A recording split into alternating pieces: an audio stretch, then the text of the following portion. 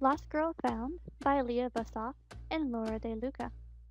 If you had to choose to live without eyes or ears, what would you choose? It was a simple enough question that can spark up a conversation, like a conversation you have when sitting around with a group of friends as you try to get to know each other better. But that question never sparked a conversation with Pony.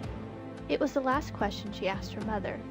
The next day, she had to make her own choice between life or death. And that was the start of many big decisions that Pony had to make from that day forward.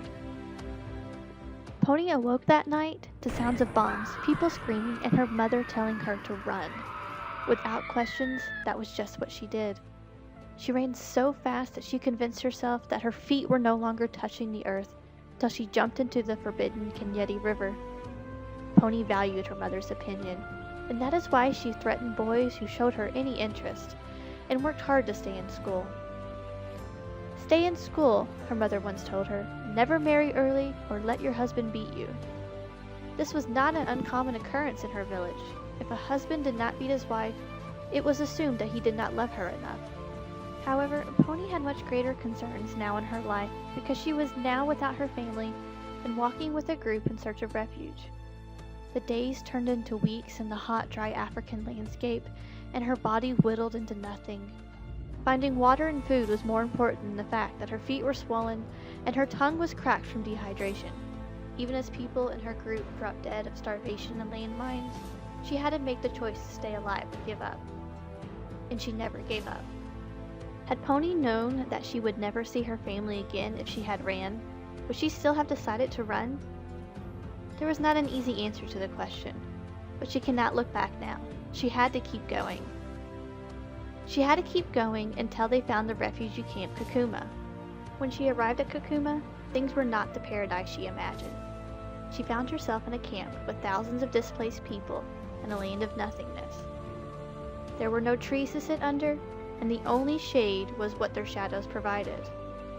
Hunger loomed over the people, as children barely clung to life, and the fear of being raped led girls to stay in groups. Being a minor, she was fostered out to a woman who lost her family. She is strict and beats Pony, and eventually has a plan for an arranged marriage for Pony in return of a dowry.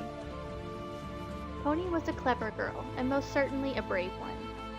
One day, she snuck out of a camp and right into the front doors of the UN building. There she met a woman who told her of a nun in Nairobi who helps women like Pony. She promised to find Pony in her camp and take her to the nun. But the UN woman never arrived. Pony could not stay, for her time to marry was quickly approaching and she needed to find this nun.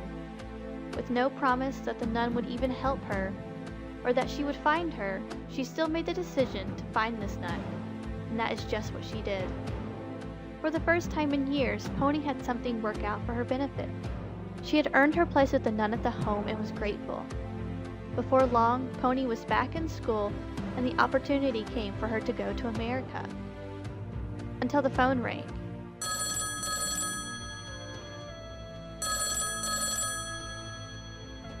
It was her cousin, and her mother was still alive.